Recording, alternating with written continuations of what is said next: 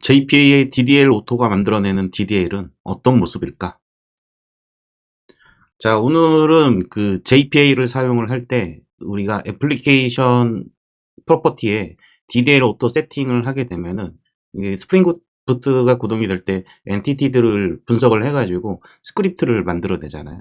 그 스크립트가 어떤 식으로 만들어지는지 한번 살펴보려고 합니다. 오늘의 목차는 그냥 쭉 보시고요. 포스트그레스 SQL을 사용을 했습니다.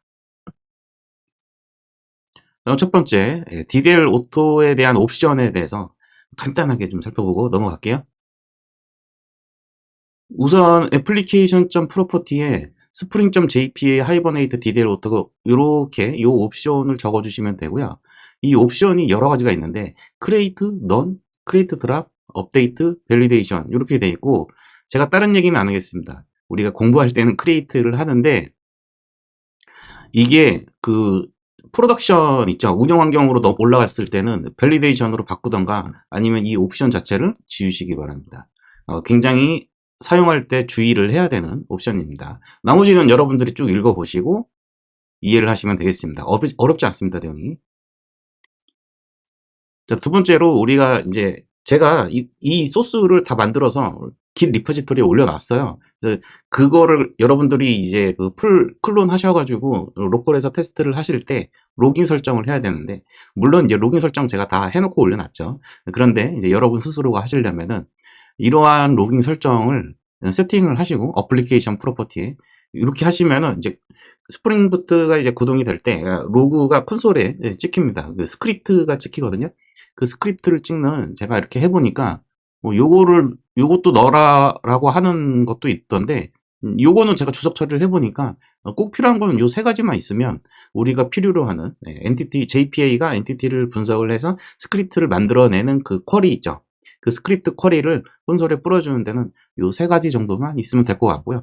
요거는 아마 이제 그 리파지토리로 쿼리를 날렸을 때 요 그 파라미터 바인드 하는 옵션 같거든요. 요것도 우리가 지금 실습에서는 필요 없을 것 같긴 한데 이렇게 해놓고 나서 우리가 실제로 리파지토리를 만들어서 이렇게 쿼리도 한번 날려보고 세이브도 시키고 막 이래 봐야 될 거 아니에요. 그래서 넣어놨습니다. 빨리 넘어가시죠. 자, 이제 오늘의 이제 본격적인 주제에 대해서 설명을 쭉 이제 진행을 할 건데, 오늘 케이스는 6가지입니다. 첫 번째로, 우리가 그 엔티티 작성할 때, 골뱅이 ID 있죠, ID. 네. ID에 들어가는, 추가적으로 붙여주는 ID 생성 전략과 관련된 어노테이션이 하나 있는데, 이게 generated value라는 거죠.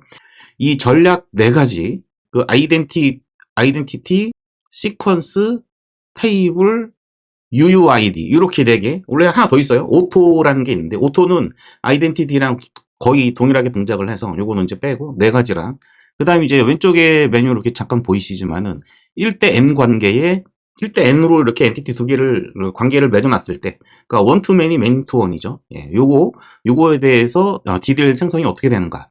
그다음에 마지막으로 다데이터 관계에서 DDL이 어떻게 생성이 되는가에 대해서 총 6가지로 케이스를 잡아놨고요.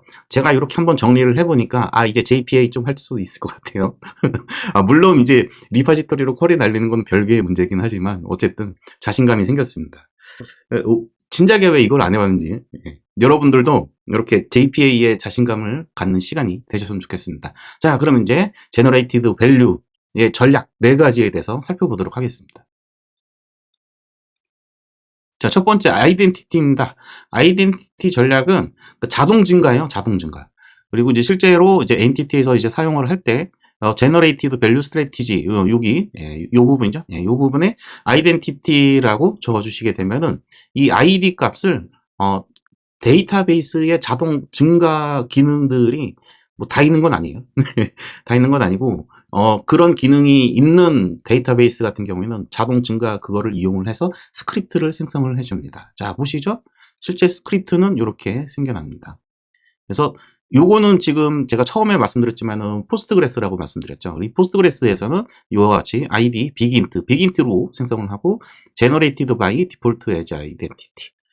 요렇게 스크립트를 생성시키는 거를 제가 콘솔에서 캡처한 겁니다. 다음으로 넘어가시죠. 아이덴티티는 너무 쉽고요. 오토도 똑같습니다. 자, 요번에는 이제 시퀀스입니다. 오라클이나 혹은 이제 포스트그레스 같은 경우에는 시퀀스라는 객체, 우리가 데이터베이스의 테이블 있잖아요. 예, 이 테이블도 객체로 보는 거고, 데이터베이스 입장에서. 그 다음에 시퀀스도 시퀀스라는 객체로 보거든요. 포스트그레스에서도 이 시퀀스를 지원을 합니다. 그래서 이 제너레이트 밸류의 전략을 시퀀스로 두고요. 예, 그런 다음에 시퀀스도 별도의 객체라고 했잖아요. 그러면은 데이터베이스에 시퀀스라는 객체를 만들어내야 되겠죠. 예, 그 시퀀스라는 객체를 만들어내기 위한 방법이 바로 이 시퀀스 제너레이터라는 어노테이션입니다. 여기 이제 옵션을 줘가지고 이 시퀀스 객체의 이름이 이거다. 가 아니고요. 예, 제가 예, 이거죠. 시퀀스 네임이 이거다. 예, 그래서 우리가 데이터베이스의 테이블을 만들어낼 때 그 테이블 이름 있잖아요. 마찬가지로 시퀀스도 시퀀스 이름이 따로 별도로 있습니다.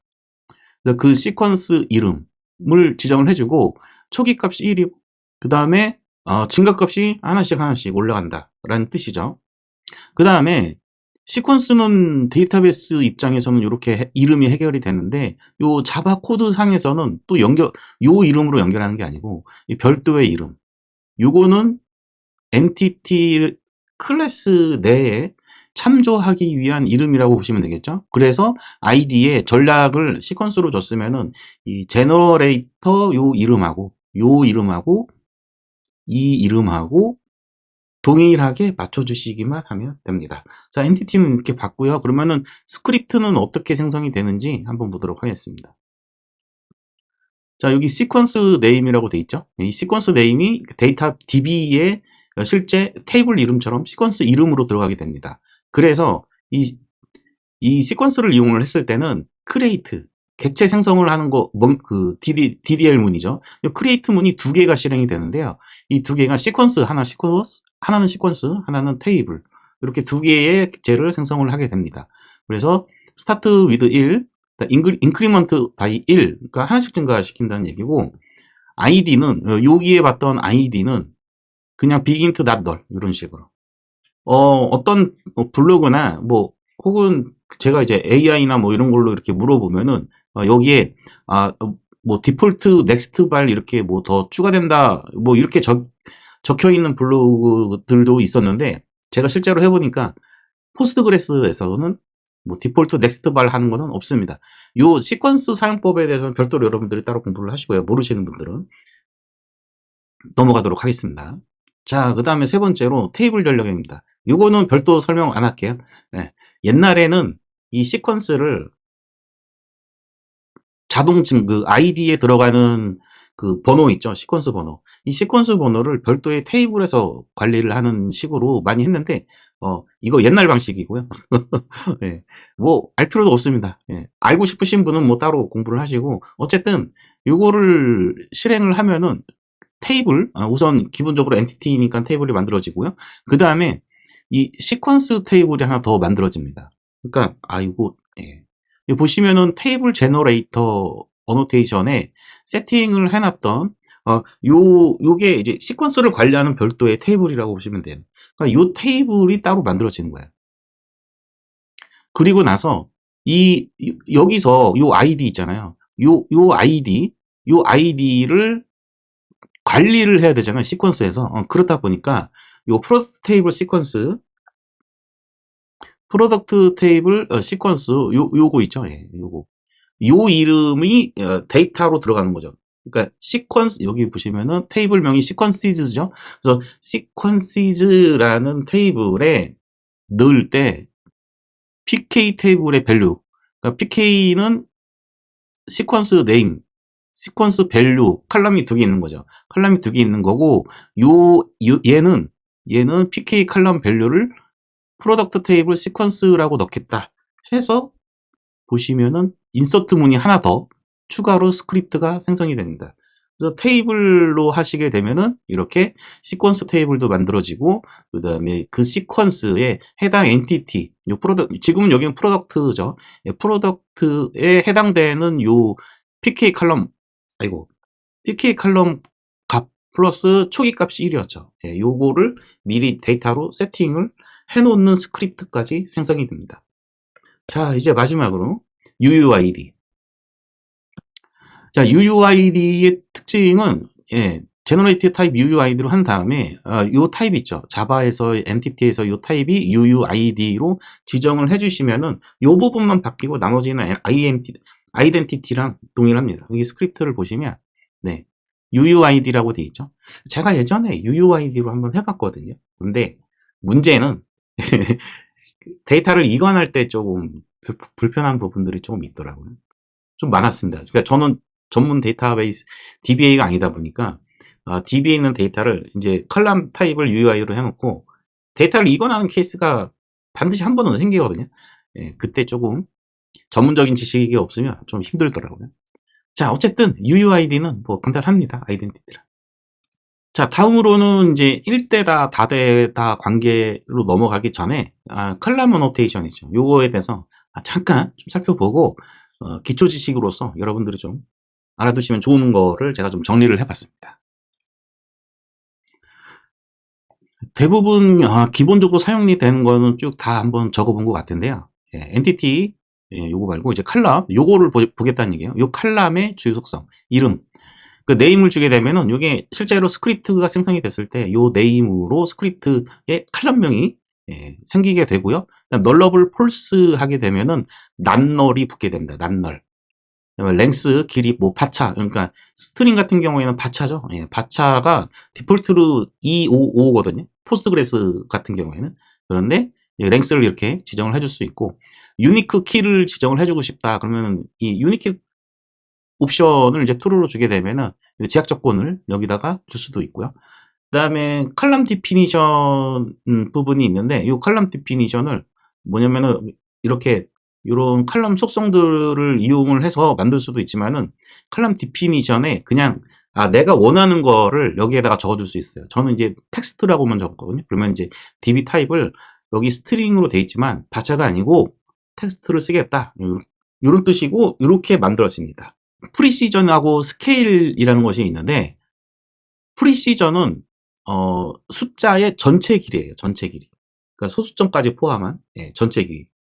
그리고 나서 스케일은 소수점 밑에, 소수점 아래쪽에 몇 자리냐. 그러니까 스케일이 지금 2라고 됐잖아요. 그러니까 소수점 자리는 2자리, 그 다음에 프리시전, 전체 자리는 10이니까 소수점이 2개면은 나머지 8자리가 앞에, 소수점 앞에 8자리가 붙게 되는 거죠. 이제 이 케이스는 포스트그레스 같은 경우에는 빅데시멀에서 사용할 수가 있습니다. 그 다음에 이제 조금 복잡한 형태도 한번 이렇게 제가 조사를 해왔는데, 이거는 쓸 것 같지 않아요. 요거는 이제 뭐 테이블이 이제 2개가 있을 때, 뭐 이쪽에서 내가 필요한 컬럼만 이렇게 가져와 보고 싶을 때, 미리 이렇게 세컨더리 테이블이라는 어노테이션을 이용해가지고 뭐 조인 정보 해가지고 엔티티를 이렇게 만들어내는 케이스도 있는데, 이거는 저는 써본 적도 없고 잘 안 쓸 것 같아요. 제가 보기에는. 요거는 이제 리퍼지토리에서 그 프로젝션 기능을 이용을 해가지고 프로젝션 기능도 3가지가 있죠. 예. 그 클래스로 이렇게 프로젝션 하는 방법이 있고 인터페이스로 프로젝션 하는 방법이 있고 또 하나 더 있는데 잘 기억이 안 납니다. 예. 요건 넘어가겠습니다. 자, 드디어 나머지 2개 1대 n, n대 1도 똑같아요. 예. 1대 n이나 n대 1이나 그 다음에 n대 n 해가지고 이 2케이스 나머지 더 보도록 하겠습니다. 자, 1대1 관계, 엔티티 관계를 한번 보도록 하겠습니다. 여기 뒤에 붙은 거는 신경 쓰지 마시고요. 왜냐면은 똑같은 프로덕트 엔티티를 만들어내다 보니까 이걸 좀 구분하려고 좀 뒤에 뭐 붙인 거고요. 신경 쓰지 마시고요. 프로덕트 엔티티가 있고, 그 다음에 카테고리 엔티티가 있습니다. 그러면 이 제품에는 여러 개의 카테고리를 가질 수 있죠. 그래서 1대 다 관계이고, 이럴 때 엔티티 설정을 어떻게 하냐면은, 최초에는 이건 없어도 됩니다. 최초에는. 이건 없어도 돼요. 그리고 이쪽 매니가 되는 쪽, 이 매니가 되는 쪽에 이 프로덕트, 요 프로덕트죠. 요 프로덕트 필드를 하나 만들어주고 매니 투 원이라고 만들어줍니다. 그리고 나서 뭐로 조인을 해야 되냐? 그 정보를 알아야 되겠죠. 그래서 조인 컬럼을 지정을 해주는데 실질적으로 스크립트를 생성을 해보면 여기 프로덕트라고 해놨잖아요. 이게 프로덕트라고 컬럼명이 만들어지는 게 아니고 요 조인 컬럼의 이름, 이제 이렇게만 하면은 스크립트가 이제 똑같이 만들어지는데 우리가 백엔드에서의 엔티티 관점에서 그냥 관계로만 봤을 때는 이렇게 해주면 끝인데, 우리가 실무적으로 이제 UI 쪽에서 프로덕트 정보를 가져올 때 카테고리 정보도 같이 가져오는 경우가 있잖아요. 예, 그러기 위해서는 이제 리스트로 이렇게 넣어주는데, 요때는 조인 컬럼으로 넣어주는 게 아니고 원 맨이잖아요. 그리고 맨이 원. 자, 원, 그쵸? 예, 원 맨이, 그 다음에 맨이 원. 쉽죠? 이렇게 암기를 하시고요. 잘 모르시는 분은. 저는 이렇게 암기할 겁니다.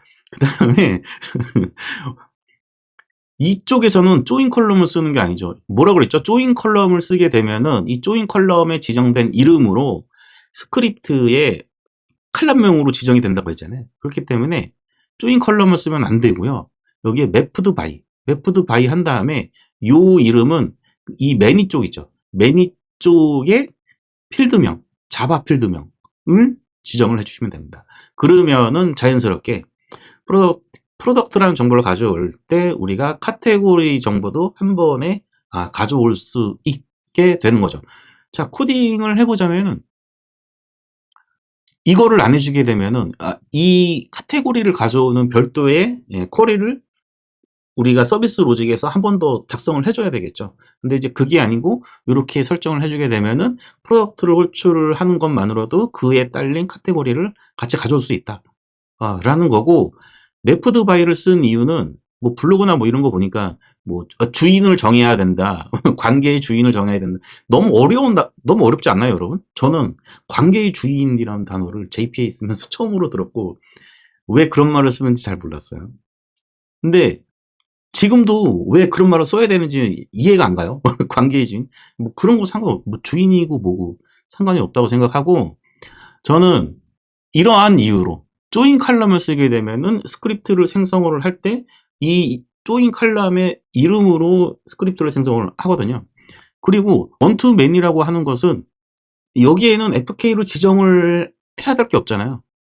카테고리에서 이미 이 프로덕트에 대해서 포린 키를 지정을 했기 때문에 여기서는 정보를 갖고 있을 이유가 없어요. 그러면은 이게 아무것도 없기 때문에 이거를 해주는 이유, 원투맨이 매프드 바이를 해주는 이유.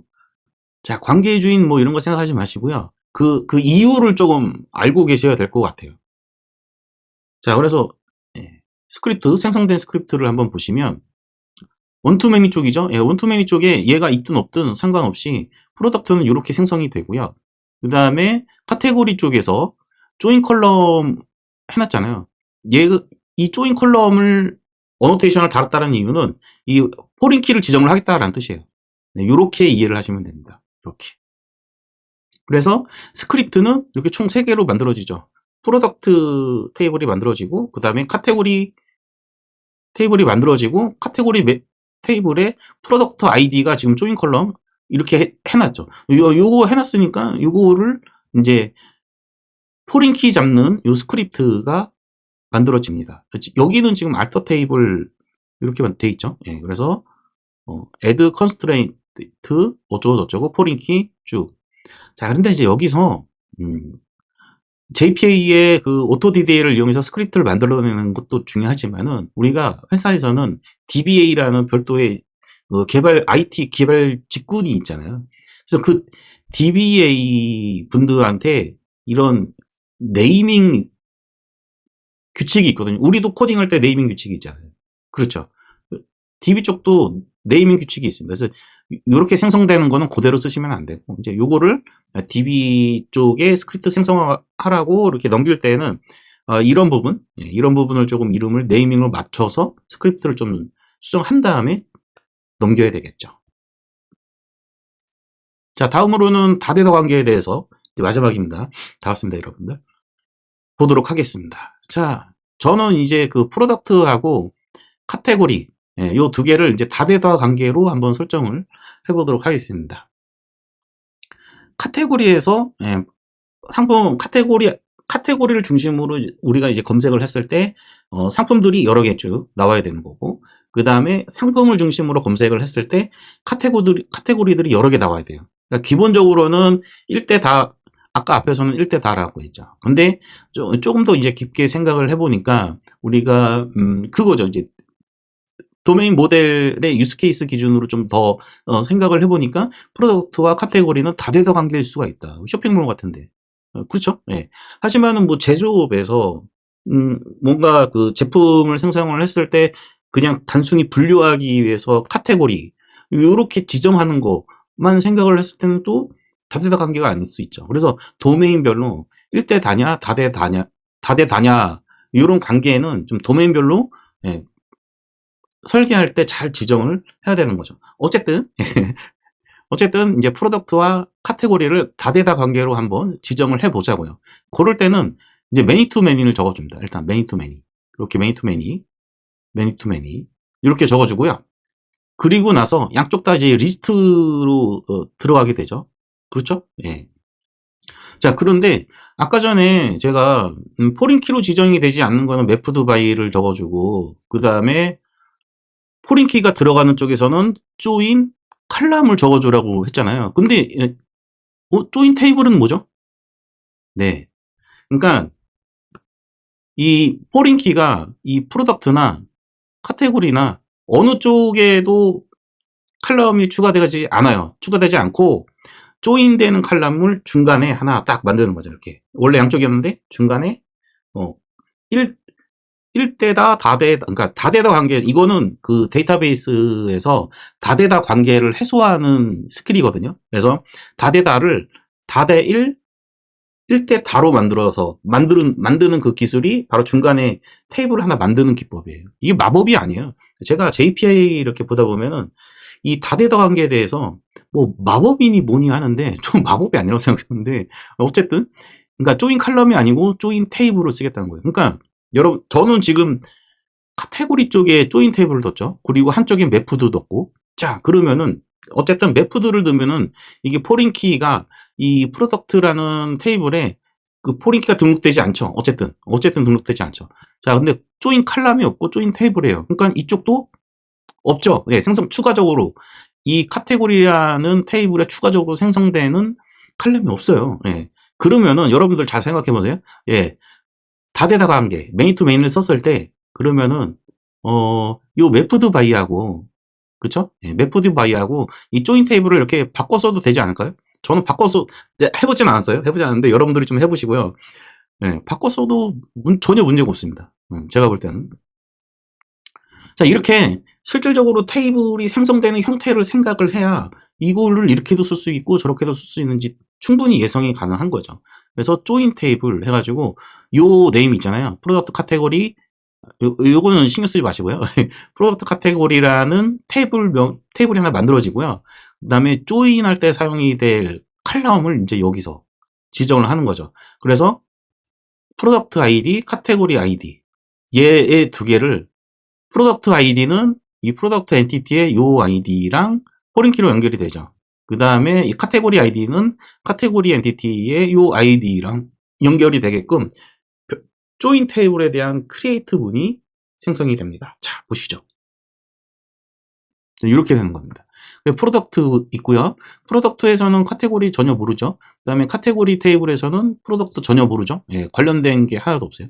하나도 없고 그 중간에 이렇게 크리에이트 테이블 프로덕트 카테고리 요런 이름으로 하기로 했잖아요. 여기 보시면은 요 이름으로 테이블이 중간 관계 테이블이 하나 더 만들어집니다. 그리고 나서 이 칼럼들에 대해서 각각의 포린 키를 지정을 하게 되죠. JP를 쓰지 않고 이제 그 매뉴얼로 이렇게 1대 다대다 관계를 해소하는 테이블을 중간에 하나 이렇게 만들 때 연결되는 테이블들이 많은 경우에는 이제 별도의 이제 아이디 칼럼을 하나 더 만드는 케이스도 있거든요. 이제 그런 옵션도 있는지는 제가 이제 살펴보지 않았지만은 어쨌든 이제 이렇게 다대다 관계를 해소하는 1대다 다대 1 중간 테이블이 생성이 되고 이 중간 테이블에 각각의 칼럼들에 대한 포린 키를 지정하는 스크립트가 더 생성이 된다. 이렇게 생각을 하시면 됩니다. 그래서 여기 보시면은 프로덕트 카테고리라는 중간 테이블이 이렇게 이쪽에 생기고 그래서 저는 제 아이디어는 이 부분이랑 이 부분을 이렇게 바꿔도 아마 거의 동일하게 동작을 할 것이다. 라고 생각을 하고 있습니다. 자, 이렇게 해서 이제 6가지를 다 살펴봤고요. 이 6가지에 대한 Git 소스를 엑서사이즈, 이거 잘못됐습니다. 잠시만요. 요거 아니고, 이 주소 아니고요. 예. 제가 설명란에도 이제 붙여드리고 있긴 한데, 요 주소입니다. 그래서, 예, 데모 JPA Git이라는,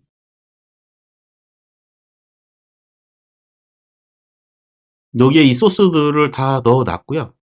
지금 제가 이제 소스를 어쩌다 보니 이렇게 노출하게 됐는데, 그래서 이제 여기에 보시면은, 자, 우선 애플리케이션 프로퍼티즈의 이 데이터 소스 부분이 있죠. 요게 지금 포스트그레스로 돼 있으니까 포스트그레스가 아니라 뭐 MySQL이나 뭐 오라클이나 뭐 이런 걸로 좀 바꾸시면은 뭐 충분히 여러분들이 이제 다른 데이터베이스에서는 어떻게 DDL이 생성되는지 한번 보실 수가 있을 겁니다. 근데 이렇게 이제 변경하시고 나서 뭘 하시냐면은 제가 요 각 케이스별로 다 엔티티는 다 만들어 놨단 말이죠.